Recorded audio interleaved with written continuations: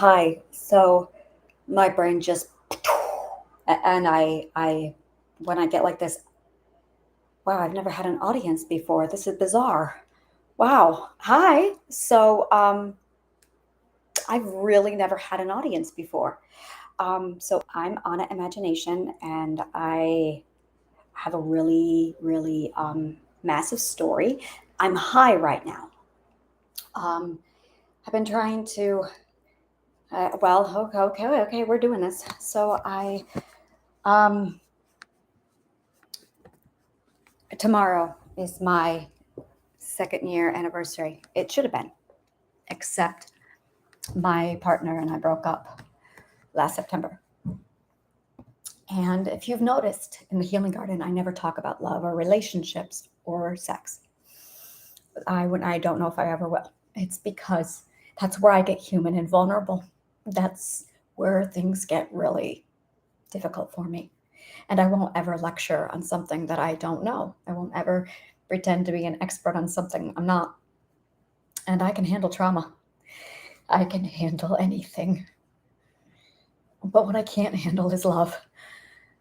God, I hate this. This is the ugly part of trauma that no one ever talks about.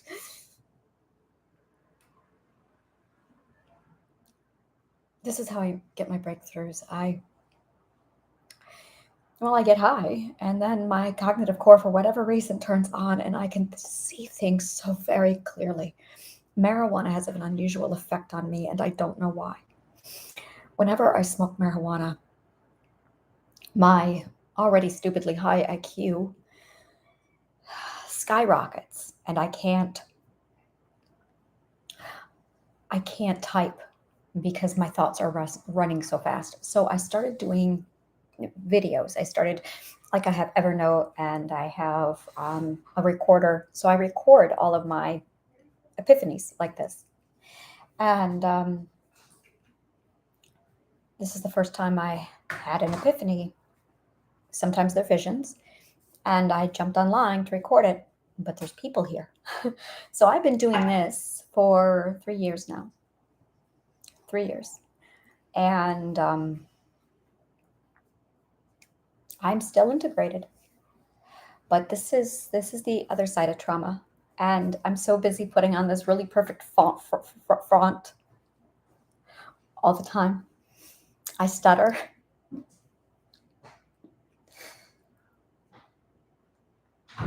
It's so important that I look professional all the time. But this is the other side of trauma, the healed side that's just never going to go away.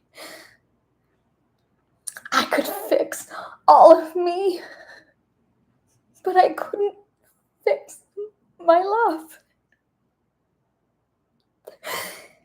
And I wanted to be loved so badly.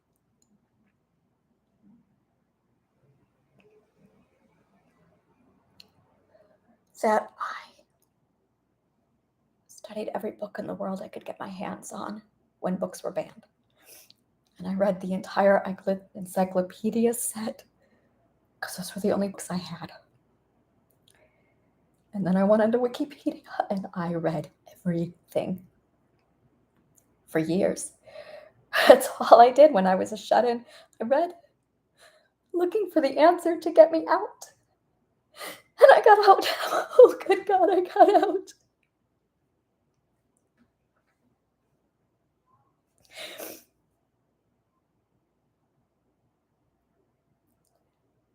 Every day I lived in fear. And when I studied medicine and I looked into the chemical effects that trauma has on the brain, I knew what was being done to me every single day. And it just made me more that determined to get out.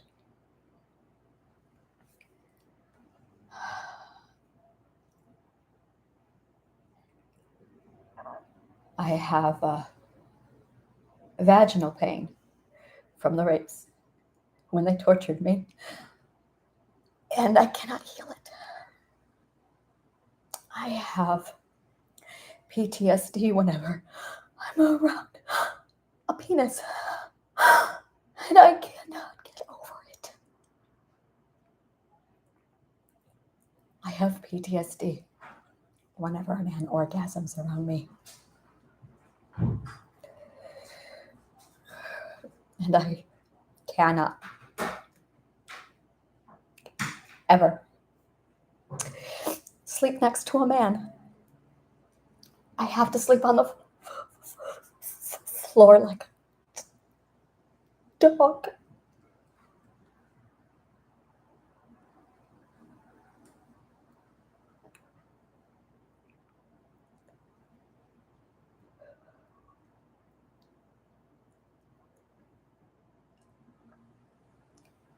So in 2015, I realized that I could not be loved.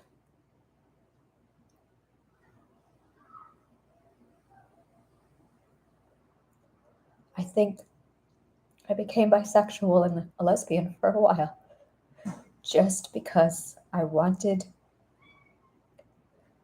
to believe that anybody could love me.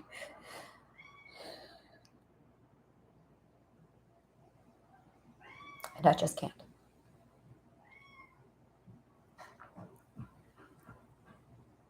So in 2015, I informed my husband and therapist that under no circumstance,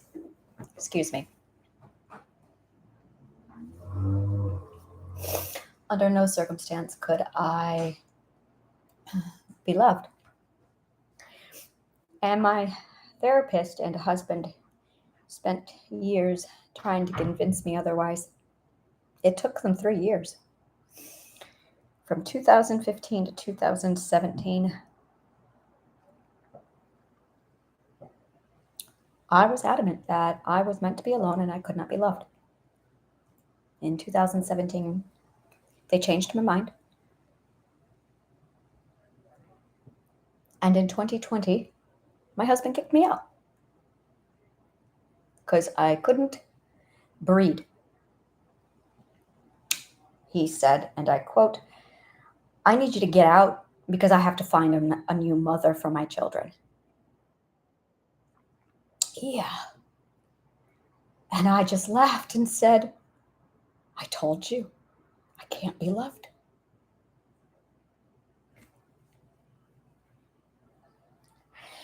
Immediately. Oh, that was easy. That was very easy. Just 2020, that is not a problem. I do not have a problem going right back to going, yep, can't be loved. Went to New York City and I had sex with over 60 men. It was very empowering to show myself that I could control my own body for once. That's why I was on walkabout. But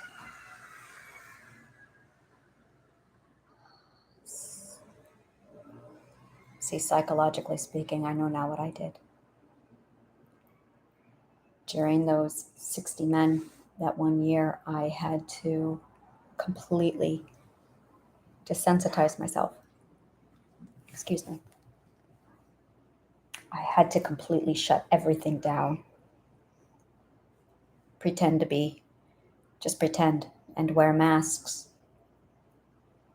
And I did not know that under all of my subconscious mind, while I wore this mask wearing is when you manage to fool your own subconsciousness for a while before it figures shit out. And that's what I did. I literally pulled the wool over my subconscious mind's eye. We all do it. That is what dissociation is. It's when you use your own delusional beliefs to trick your own subconscious. It's like we have two subconsciousnesses. It's like the subconscious itself gets into overload and it can't handle it, so it deliberately. It's like that episode when Rick took the memory gun and he blew out his own brains with it. It's just like that. That's what dissociation is. That's exactly what dissociation is. And that's when he puts it in the fourth level. just for a little bit, just to give himself a break because he can't handle it anymore. That's dissociation. So guys, I need you all to do something for me. I'm not going to remember in the morning to go back on this. Could you all DM me or comment on this somewhere and say, hey, Anna, you need to watch this video? Because that's usually what I do is I leave myself notes, but I'm way beyond note keeping right now. And I've got you guys now. So for a year, I managed to trick my own belief system to gain a different perspective, to give Rick a break. But that catches up to you. I had 60 men, every one of them triggering me. They hit me, they choked me, they slapped me.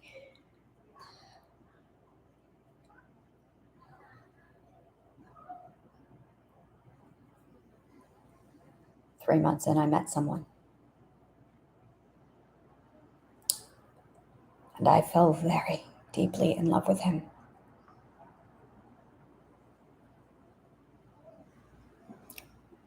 And then I found out what he really was. But not before he told me some really horrible things. And I went insane. I went insane. So fucking insane.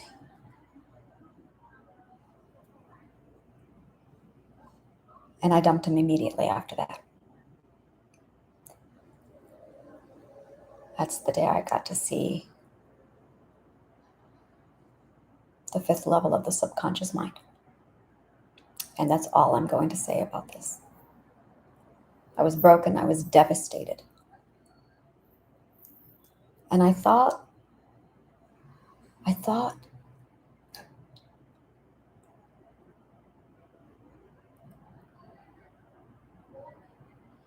could love again. That was just the wrong person. But I could love again.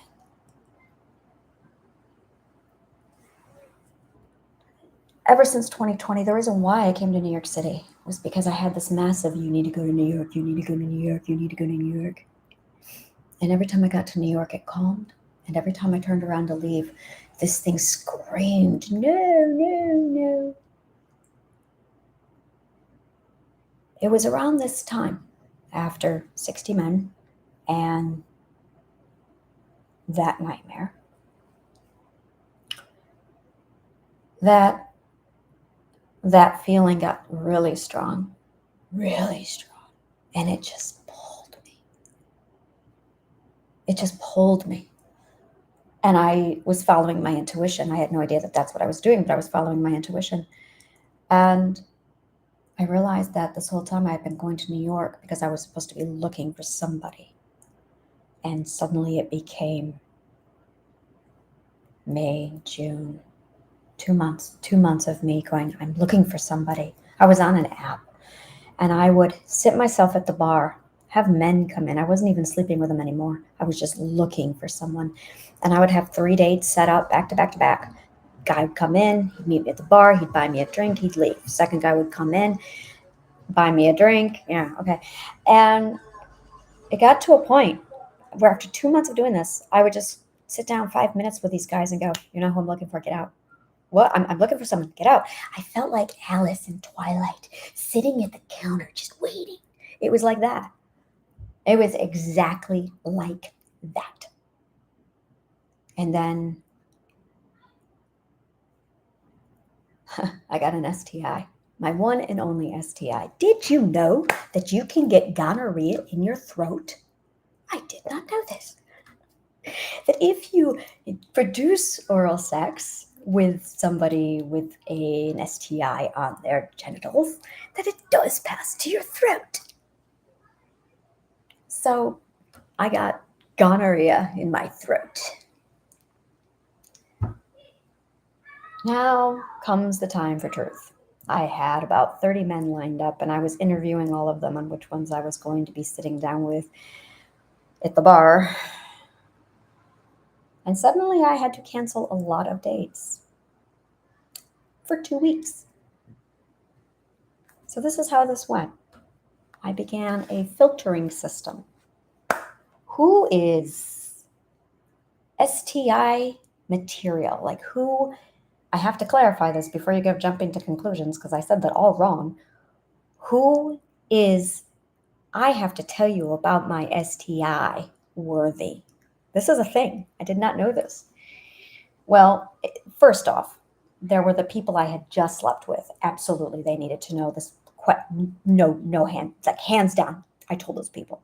So I reached out to them all, 4 people, boom, boom, boom, boom, boom, and it all came together. They were like, "Yep, that's it."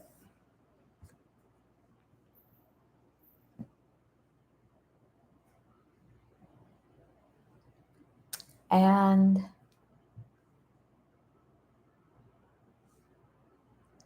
I need to calm down. So there were the people who you had no choice but to tell, which, ethical. So I called up those people and I told them, and they all got on prescription. They were all negative. Well, they were all negative. The guy who gave it to me, he was positive. And I got checked every 2 weeks. I found out by this guy that he doesn't. So that's a clue. Always check with your partners before you sleep with them. Always, always, always. And if you're not comfortable talking about STIs, then you shouldn't be doing anything to get you an STI. Priority, people. Well, I really liked this guy, and because of my boundary issues at the time, I completely just wanted him to like me. So I didn't ask. I did not know about that until just now. My subconscious mind decided it was okay to be known about this. Like, oh, by the way, that's why you did that. Oh, thank you. Thank you, Rick. Thank you. So the next group of people was the people who I had not slept with, had barely talked to or decided what I was going to do, but I had to tell them basically that I was not going to be available for 2 to 3 weeks. I think it was closer to 6 weeks or 4 weeks at that time. I can't remember. No, it was 2 weeks. And they went, okay, and they vanished. I did not give them a reason. They didn't need a reason. I just said, hey, if you're interested in me, check back in a couple weeks. Gone. Which tells me they weren't interested. And that got me thinking, why am I sleeping with men who feel that way about me? The third group. These were men who I was talking to. I had scheduled dates and we were supposed to meet up, or we were starting to make plans to meet up. Just to meet. I have a really stupid cat who loves to put his body outside the window, and it scares me. So just give me a second. Come on, baby. And I mean, like, I've had to. He was sleeping in the window one day and he started to roll, as all cats do, and he literally started to roll out the window. I caught him in time, and that was the day of no, under no circumstances are you allowed back outside. So the third group of people are the SDI worthy. With these men, and there were only 3 of them, maybe 2 or 3. With these men, I said to them all, one at a time, so I have gonorrhea in my throat, and I can't actually see anyone until it's cleared up. And 2 of the men said, yeah, see ya. But one man said to me, it's okay. We'll just talk and get to know each other for 2 weeks.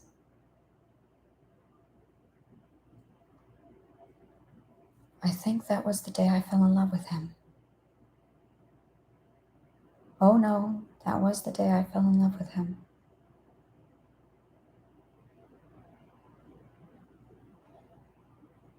I couldn't believe it.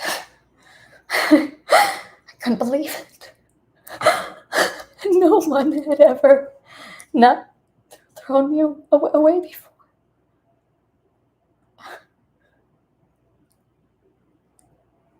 So for the next 2 weeks, we talked. He was so fucking funny. Oh my God, did I love him.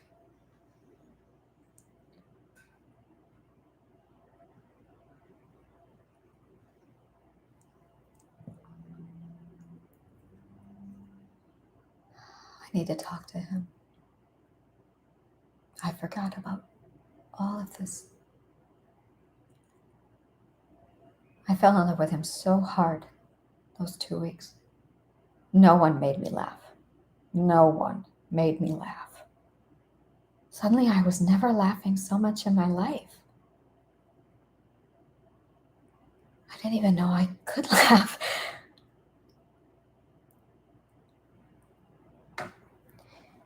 July 2nd. No, there's more to this story. There's more to this story. It was June 28th. He sends me a text. A picture of a post-it note. Will you go steady with me? Yes or no? I felt like I was in high school. I circled yes, and I sent it back to him.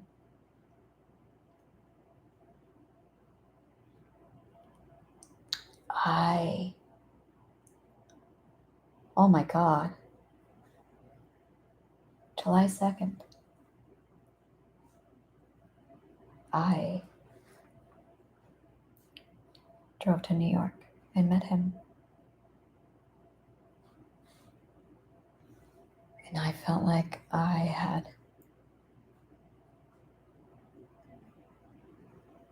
it was calm. It wasn't like lightning. I've had lightning love. Oh, my beautiful sweet raven. I have had lightning love.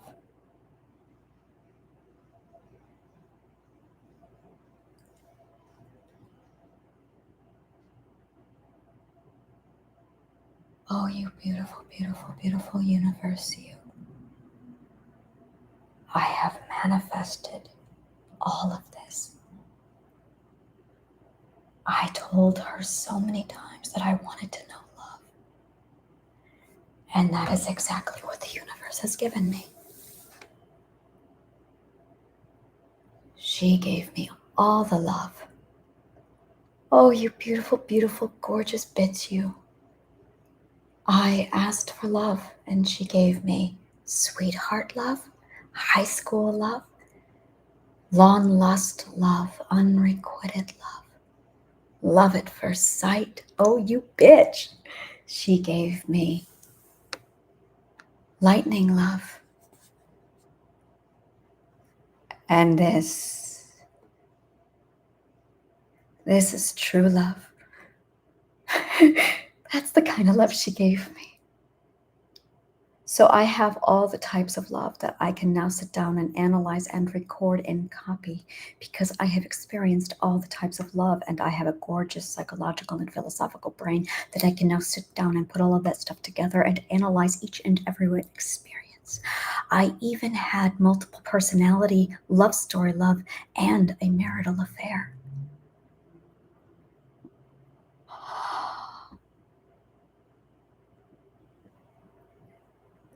I have known loving the best friend's boyfriend love, and I have known polyamory, and I have known monogamy, and I have known loving another woman.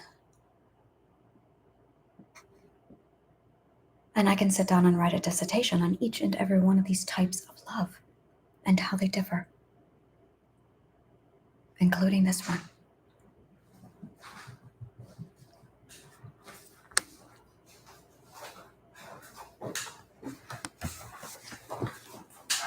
Hey, it's all right.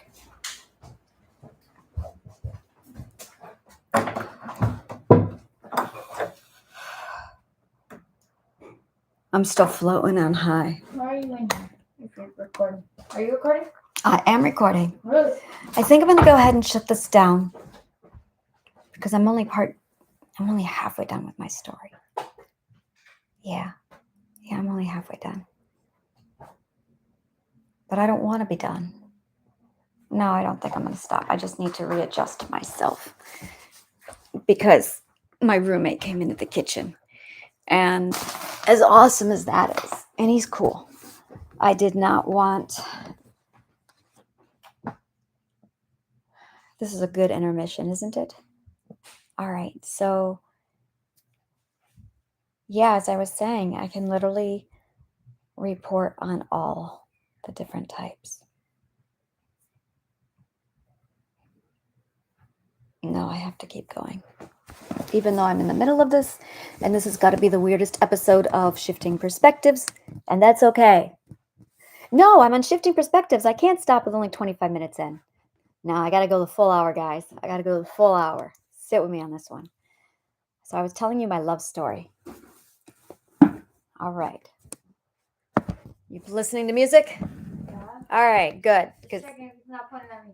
no, it's pointing at me. In the back. In the cat. In the cat. Okay, so.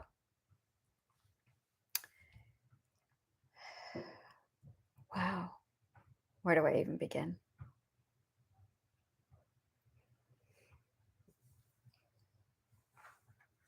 So I fell in love with him. And I already had a date with another guy lined up on the 4th of July. That was easily the worst date I ever had. He bragged about his racism. Dead serious. No, I did not see him again. It was Sunday, and I was heading back upstate when he texted me and he said, "Hey, you forgot something here." And I, in the meantime, was thinking about how I could see him again.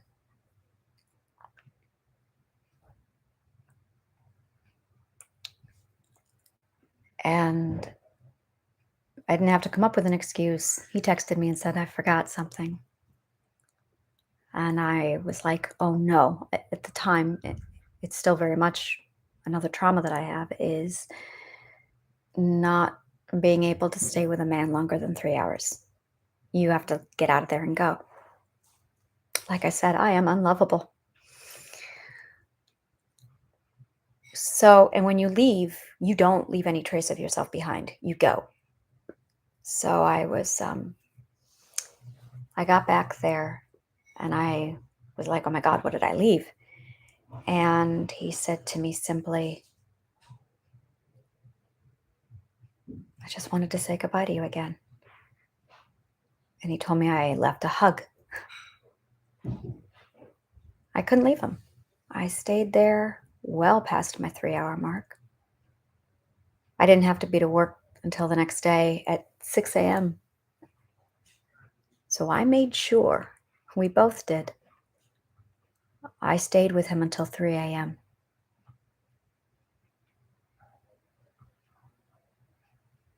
We were that in love, and we did not want to be alone, and we did not want to be apart. 3 a.m. We took a picture of it. We still have that picture.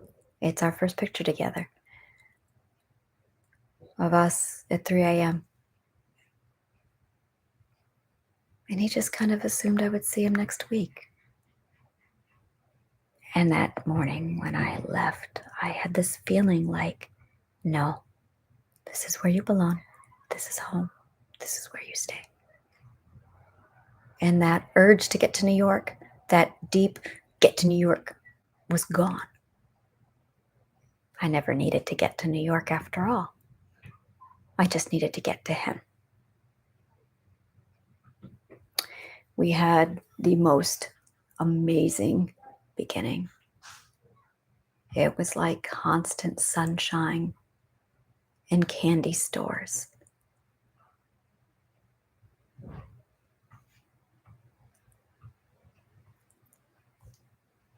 Oh my God, did we adore each other.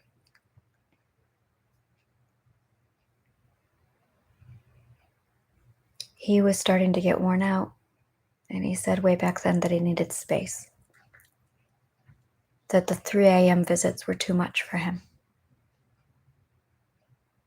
And that is the first time my trauma started to show.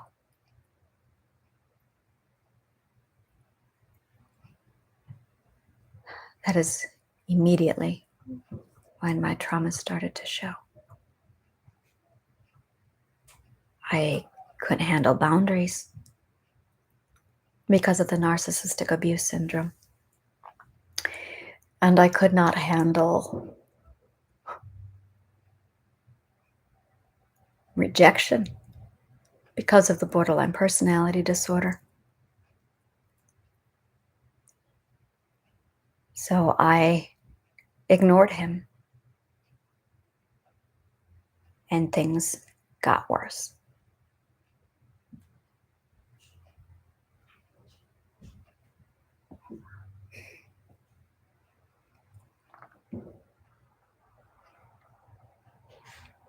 No matter how bad they got, he stood by me through it all. And they got bad. That day that I walked into his home and we were in bed for hours that day, he said to me, heal. Use my body and use my home to heal. And something unlocked in my brain that day that just went, I am safe. And I opened up, and a few months after that, my altars, my multiple personality disorder, all surfaced. I was already switching. He knew I was switching. He didn't know what it was, but he could see me switching. And that was ripping us up even more. And he stayed and he endured. And we got to April of 2022 when I wrote him a letter. I didn't write him a letter. Colin wrote him a letter. I was at that time in the fourth level of my subconscious, completely mute and turned off to all of this. That's where I was. Joanna was in charge and she was making a mess of everything. And Colin, it was one night I was with him and we were high. And at that time, every time I got high, my altars switched. Every time I got drunk, they switched again. I had triggers, emotional triggers for every one of my altars. That is how I figured out that emotions can be triggers. It's because each emotion was assigned to a different altar. My partner and I would play with them. He would know which emotion would evoke which altar. So if he wanted imagination, all he had to do was, well, we'd smoke weed. Well, that day, Colin switched over. We had a combination going of alcohol and a few things that night. But I have to clarify. It was marijuana and alcohol. We mixed them. But so Colin came out and we were also having, no, we weren't having an argument then. But Colin took it upon herself to write Juanito a note. And it was basically a help, we're in here. Joanna has us. She doesn't know it, but she's an altar. Literally, this is like movie level shit where the altar, Colin, actually wrote a help us, we're trapped in here. Joanna, the altar, who's a host, is keeping us down here. She doesn't know it, but she has multiple personality disorder. And Colin sent him the note. The next morning, we're having coffee, and Juanita says, Anna. And I went, yeah. He said, you need to read this. And I sat down and I read this note that I had never written, that was written by me. Joanna did. Joanna saw the note. And she went, Joanna had no fucking clue. No clue. And I went back on my paperwork and there it was, dissociative identity disorder. Now, at the time, I didn't know what that meant in 2015. And the one time I brought it up with my therapist, she said, don't worry about that right now. Therapy. So I did some digging on dissociative identity disorder and found out that it's called multiple personality disorder. And I immediately thought back to my entire life. I had amnesia for the first 8 years of my life. That's when the first split happened.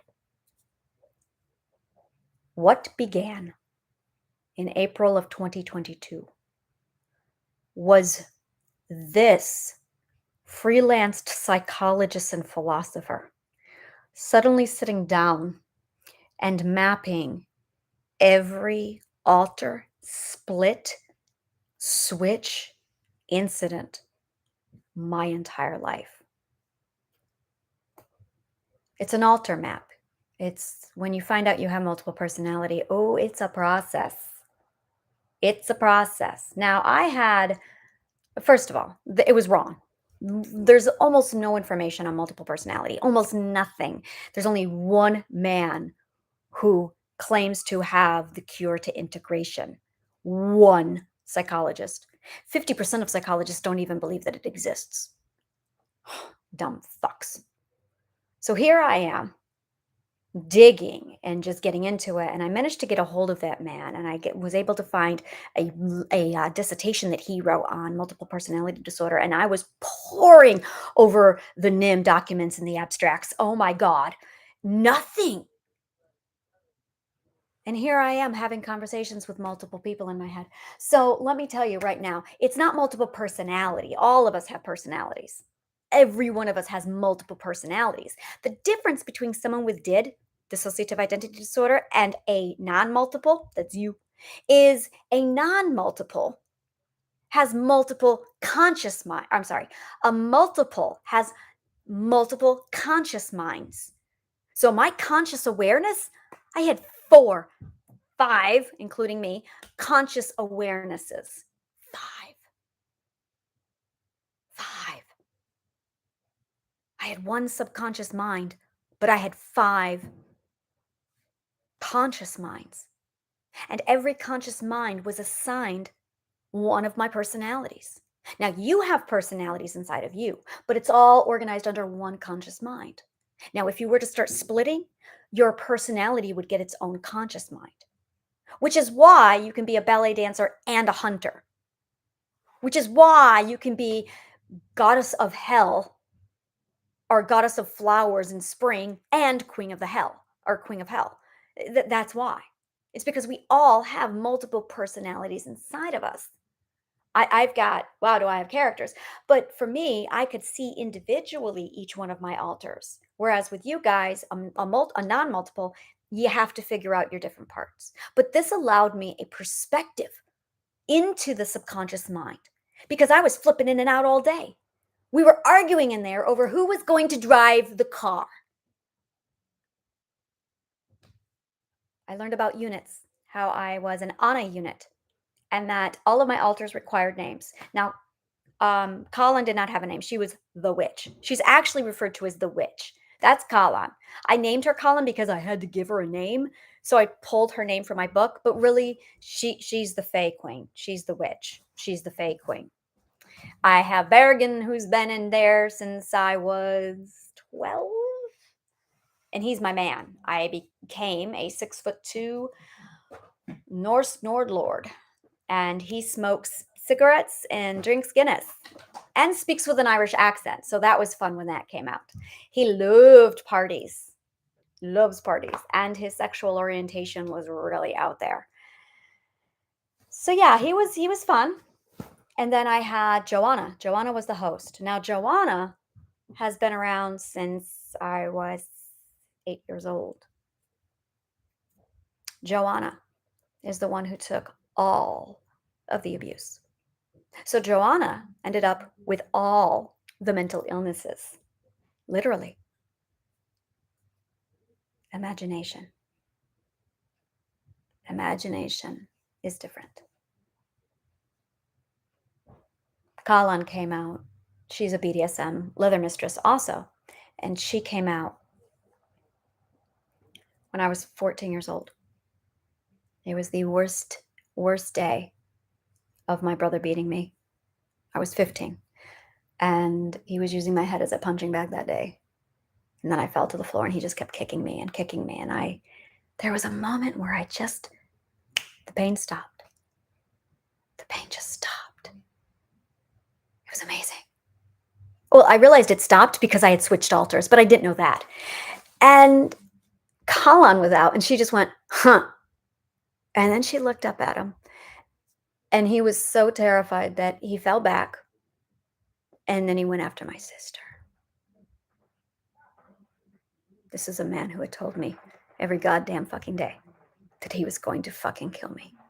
This was a person who I had watched him rip apart animals and throw the pieces at me. I was 4 when I watched that happen the first time. I had no doubt in my mind he could kill me.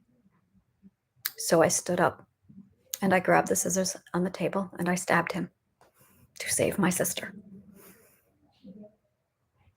The cop showed up and I was blamed and yelled at. My parents screamed at me. My sister couldn't speak. To this day, she cannot have anything touch her neck. But my brother never touched me again. That was the last day he touched me. So he went after the dogs instead. I will talk no more of this.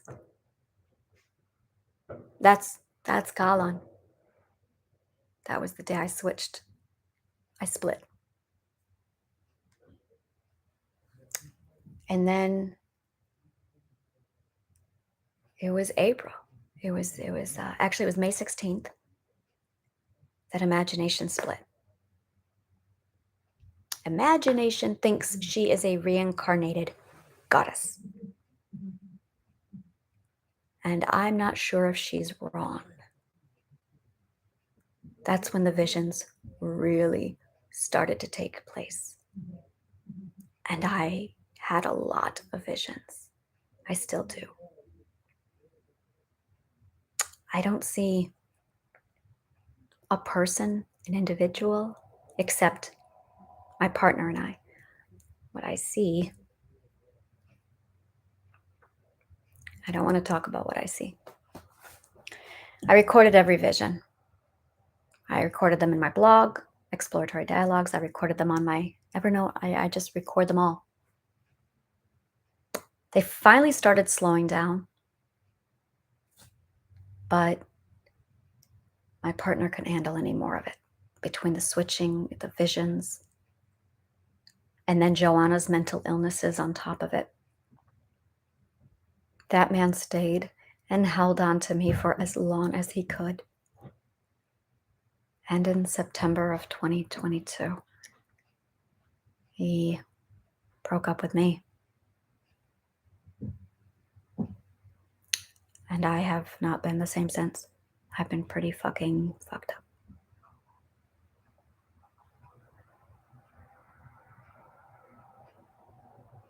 I spent 3 months crying and sleeping in bed.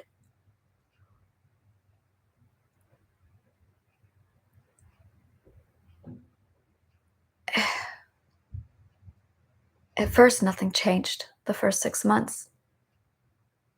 And then it was slowly him pulling away more and more. Until now, he barely talks to me. And I've been stuck. He has so much trauma from my trauma that he can't even look at me without having a trigger. I said that I'm unlovable.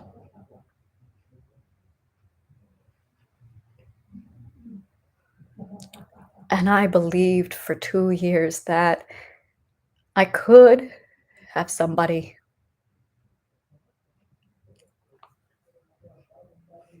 Tomorrow was supposed to be our 2nd year anniversary. I haven't seen him since my birthday. Even when I was raped, the very first thing he did was call me on the phone and say, "I'm not leaving you until you're home safe." What are we doing? Why am I not with him right now? What the fuck am I doing? What the fuck am I doing? Why is this even a question?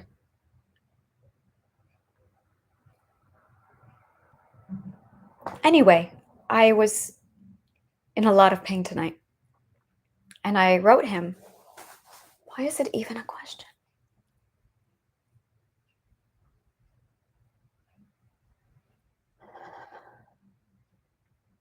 And I wrote him. And when I wrote him, I realized the one limiting belief that my subconscious mind was blocking from me was that my traumas make me unlovable and that I cannot have love ever. And I just snapped. The pang was the worst pain I have ever felt in my life. And I have known much pain.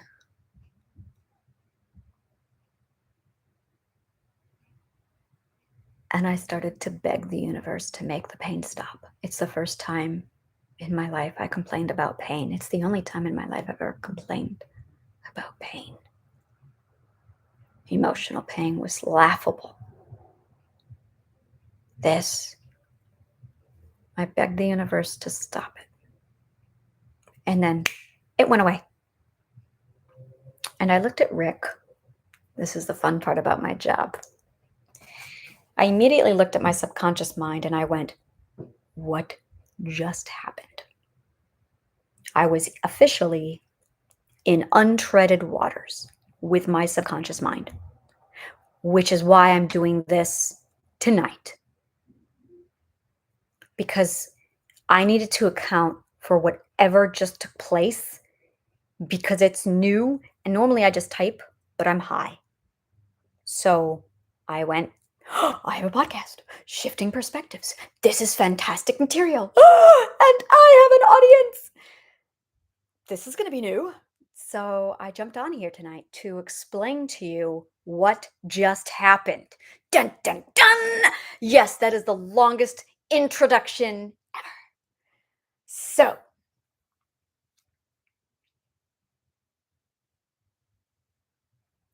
my first thought was that I had shifted, that I was switched, but I checked. It all checks out. I'm still me. There's only one conscious mind up there. I'm not switching alters. I'm still Angela. That's my real name. I don't like that name though.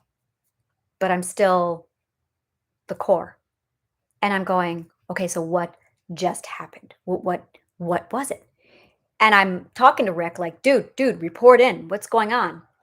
And I'm noticing that my defense system is fine. I'm noticing that my fear system is down. The pain is gone. And I'm like, dude, Rick, how did the pain just go from maxed out to not at all? And he looked at the cognitive core, and I can imagine this machine all up in my head with the 5 different levels to the perspective and spitting out perspectives. And he's looking at the ethics. And I went, ethics, beliefs, loves, but beliefs, but a belief didn't change. Boom. Are you ready for this? Broken heart occurs when love contradicts your ethics. That's it. When we love someone or something that contradicts our ethics, you get broken heart. Yeah. And I just went, son of a fucking bitch. And it checks out. The belief surfaced. My perspective immediately shifted. And the pain stopped.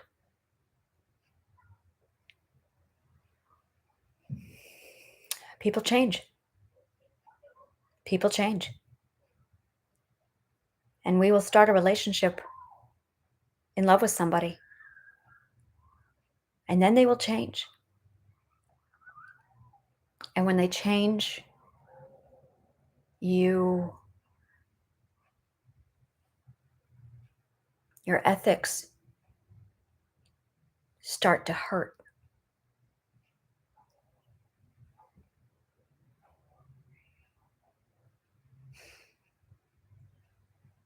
and you change and your ethics are shifting and you have a partner there and their ethics are shifting and suddenly you're not aligned anymore. When your ethics aren't aligned and suddenly your partner is treating you with a behavior and your ethics are going, what are you doing? You need to use your boundaries on him. What are you doing? The love that you're experiencing is contradicting your ethics. The logic is to throw it away. What are you doing? You need to reject this because it's contradicting your ethics. And I could use my defense system and my boundaries on him.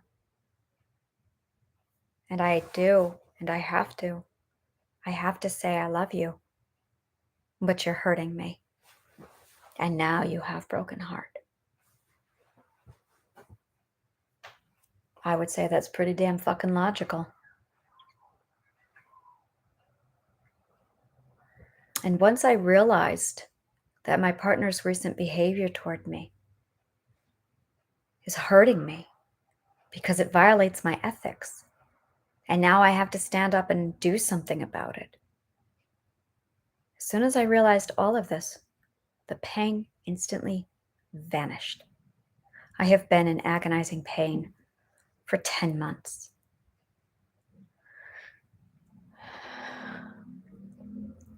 This morning, I manifested that I wanted the rest of this. I wanted the pain to go away. And then I took a shower this afternoon and I did it again. I manifested and said, I want the pain to go away. That is what I want. I want the pain to go away. And here I am at 9 o'clock and the pain is gone. I love this fucking universe.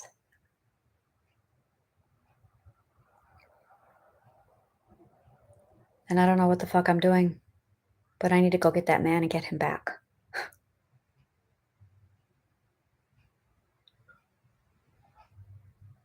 Because that's true love. She literally gave me every type of love there is. I want the type of love that ends happily ever after. That's what I really want.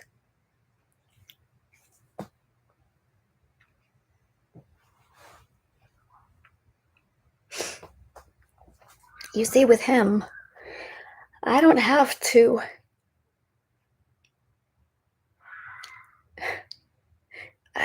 answer his questions. He knows. I don't have to explain my past. He knows. With him, I don't have to explain my weird. He knows.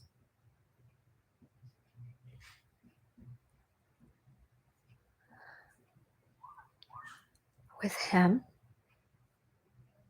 he's the only one I could ever sleep next to. I really miss sleeping in his arms.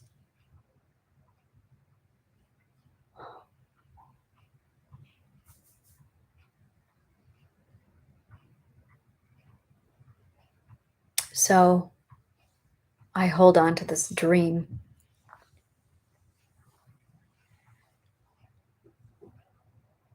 that we will have a reunion.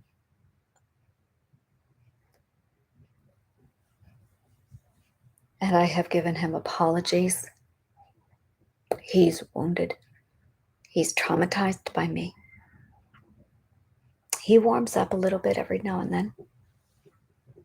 He even flirted with me the other day. And I don't know what to call him. And I can feel him just being scared of me. And he loves me so very much. But he can't.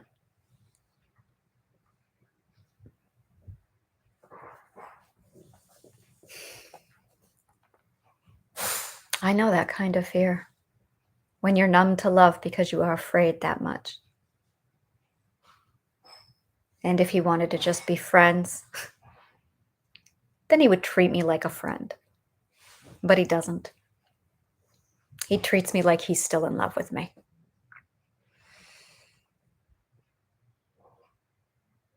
I did not realize that until just now. That is the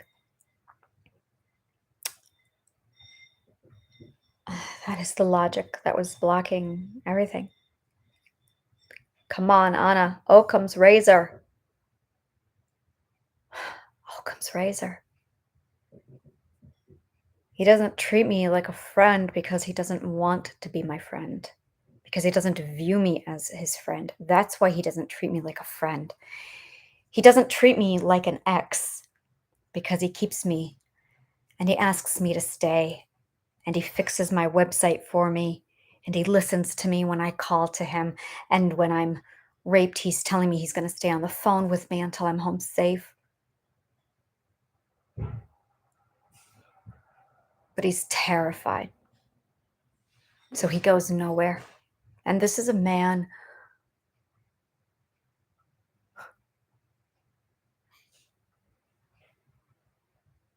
logic, Anna. This is a man who avoids pain. So he's withdrawn and he's miserable. And he can't come close to me because of the trauma, and he can't pull away because he loves me. And he can't come closer because he's afraid.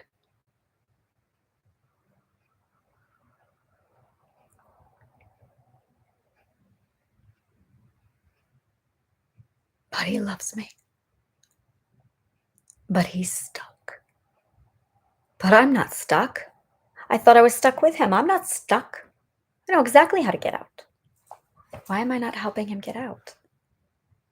Because he won't even let me in. Well, I'm fucking smart. I've got to figure out how to get in there. And I'm fucking smart. And the thing is, I can't walk away and leave a man that broken because of something I did. It's not ethical. Oh, that's why I can't leave. I've been trying to figure out for a long time. Why can't I just leave? Oh, that would be why. Because my ethics say, no, you cannot leave because that's unethical. You got to fix this, bitch. You broke it. Yeah. And I know how. So I give him a lot of patience and a lot of gentleness and a lot of kindness.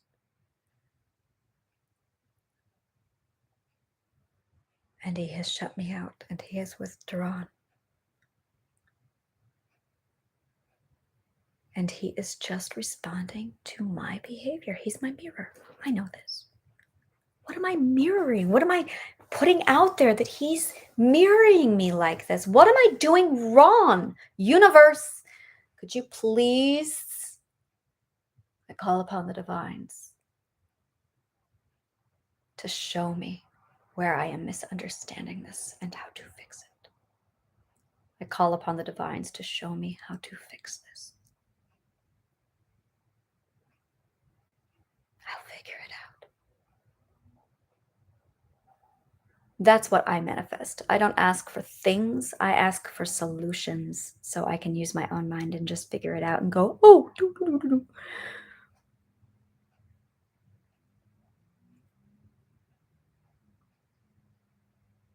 I can't leave him because that would violate my ethics.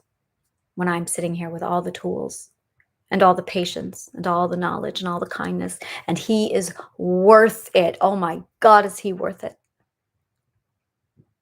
I forgot that he was worth it. He was worth it when he said to me those first 2 weeks, it's okay, we'll just talk then. I had a car accident on February 1st. I didn't have to ask. He jumped in his car and he drove to my side and waited in the hospital for me. He stopped telling me he loved me a few months ago. But I've asked him. I said to him, Juan, are you all right with me telling you I love you? He goes, yeah, it doesn't bother me. And I always thought that was silly. I'm like, well, I have 2 ex-husbands, and whenever I hear about them loving me, it pisses me the fuck off. And I've told them it's a boundary. Don't fucking tell me how you feel about me. I don't give a shit. But with him,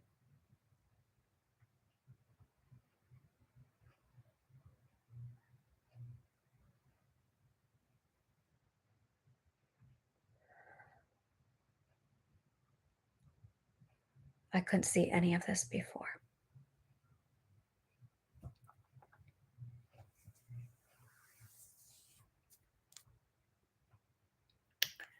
It's been an hour, and I think I covered everything.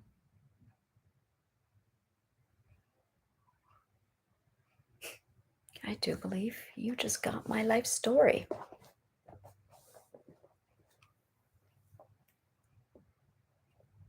So yeah, that's who I am.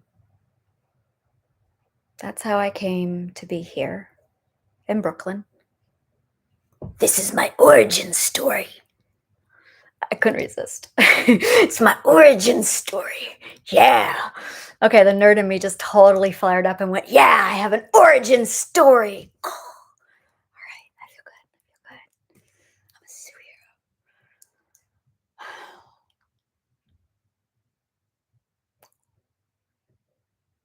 I don't really want to hang up the phone. Is this a phone?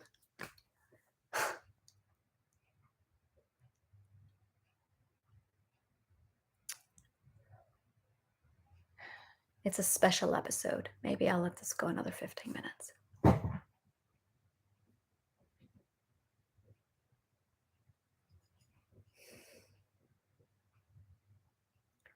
I built a healing garden. That night, that imagination split, May 16th of 2022. I had a vision of the healing garden. I could see what it would become and what it would do. I quit my job a few months later. Well, I was fired. You can't have multiple personality and switching all over the place with amnesia while you're trying to be a purchasing manager. It doesn't work that way. So I lost my job. And I said, well, that's the universe telling me that I need to create the healing garden. So I did. And he was right there with me through all of it, helping me build it. It went through many stages and evolutions. And I kept having visions of what it would look like and how big it was going to be. I am building this in proportion to how much I am in pain.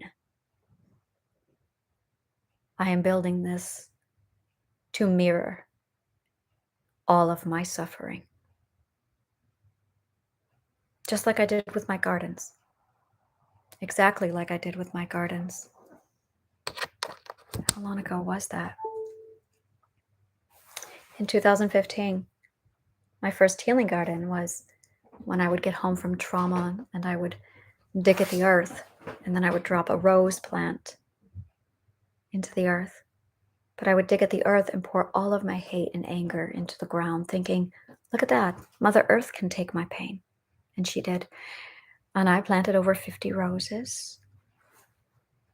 I planted over 150 raspberry bushes, 12 lilac trees, a peach tree, 4 9/11, 3 pear trees, and over 5,000 bulbs. I had 9 gardens by the time I was done.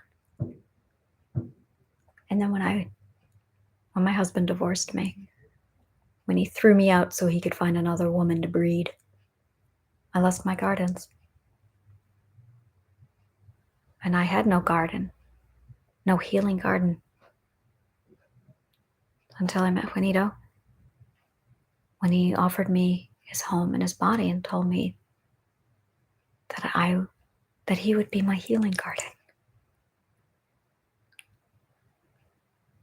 But it took a toll on him.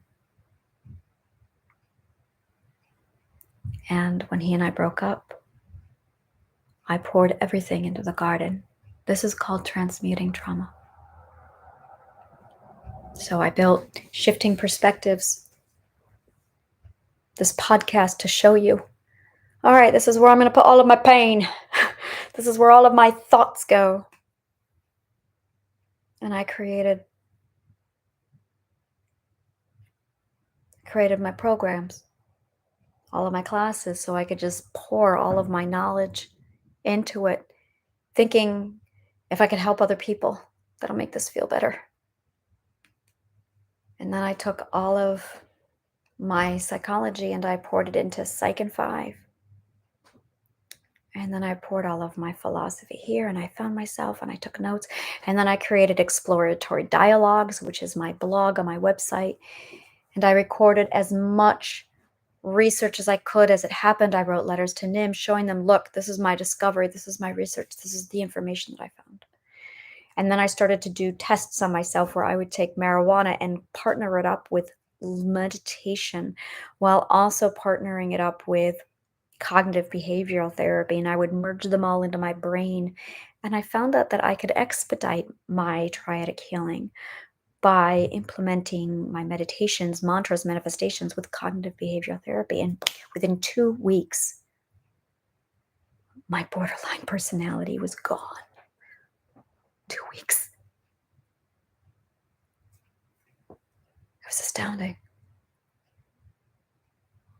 My social anxiety left. My narcissistic abuse syndrome left. By April of this year, I was integrated. Astounding. I noticed codependency. Boom. That was gone. In a day. And I went, son of a fucking bitch. I do believe I have the cure to mental illness.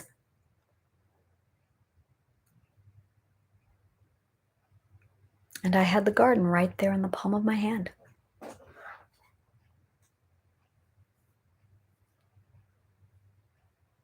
It's all in the cognitive core.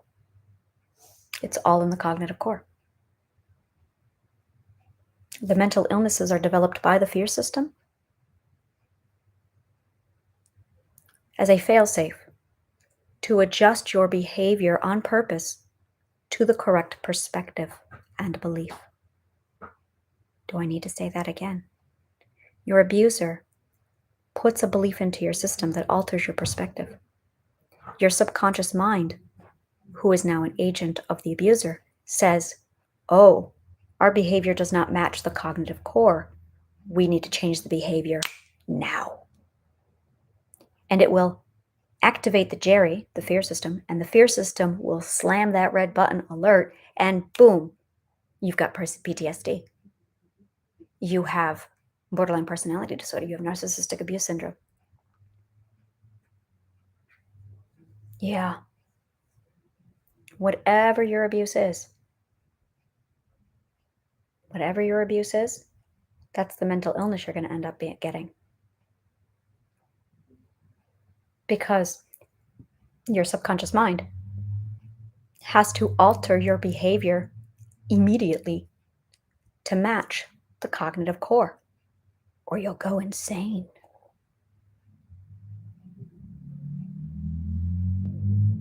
Your mental illnesses are designed to keep you sane during the insanity of the abuse.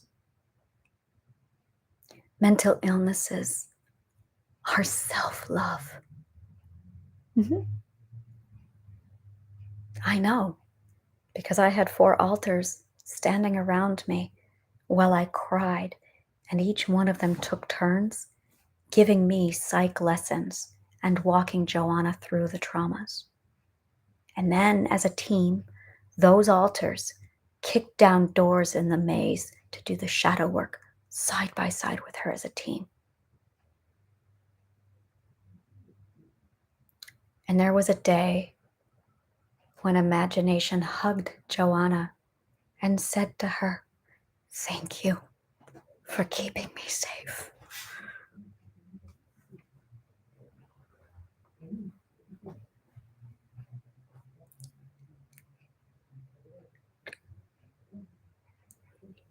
Joanna. All of them. Berrigan, Kalan, and imagination thanked her and acknowledged her sacrifice, that she deliberately split each one of them and then buried them in the fourth level of the subconscious mind to protect them. And she took all of the pain and all of the abuse and developed the mental disorders for them. So that when I switched altars, I would be Joanna. And then I would switch into imagination and the mental illnesses were gone. And I could do that over and over again. I could switch back to Joanna and feel the mental illnesses flood back. And then I would jump back over to Colin and I would watch them go away and another mental illness would come. Colin also had a couple mental illnesses, but they were different than Joanna's. And imagination and Berrigan were observing this. Berrigan had no traumas, neither did imagination. So the two of them got to sit back and explore the difference between Joanna's mental illness, Colin's mental illness, and imaginations and Berrigan's feeling fine. And because we were able to switch the perspective, because we were able to switch altars and view different perspectives, because every conscious mind has its own cognitive core. So I had to learn how to manage 4 of them. Every one of them. A personality is an identity. So I had 4 identities that were split. And they were all cored under Angel. Angel was the identity, the id, the child.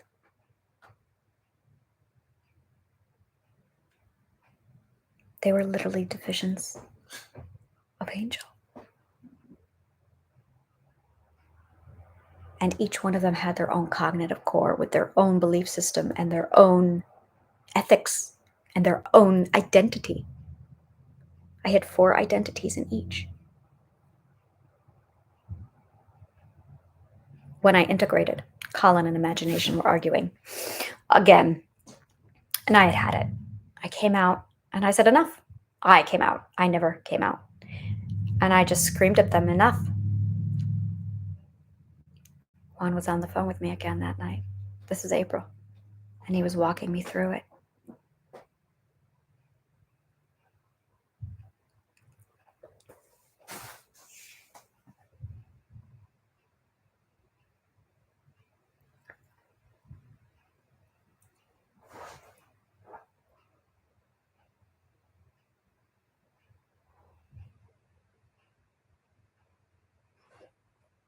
It was during the integration, during all of it, that I was able to just pour all of this into the healing garden. I recorded everything. It's all I did for the last year. I didn't realize that I had started it a year ago. I was looking through some notes today and I saw a couple things. I noticed that my meditation for beginners had videos that were months old. And I went, oh my God, have I been working on the garden that long? Yes, I have been. Yes, I have been.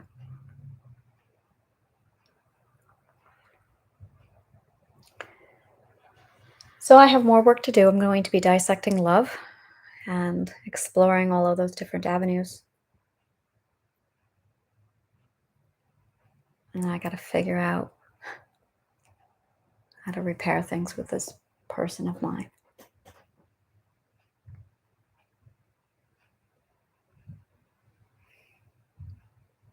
So thank you for listening.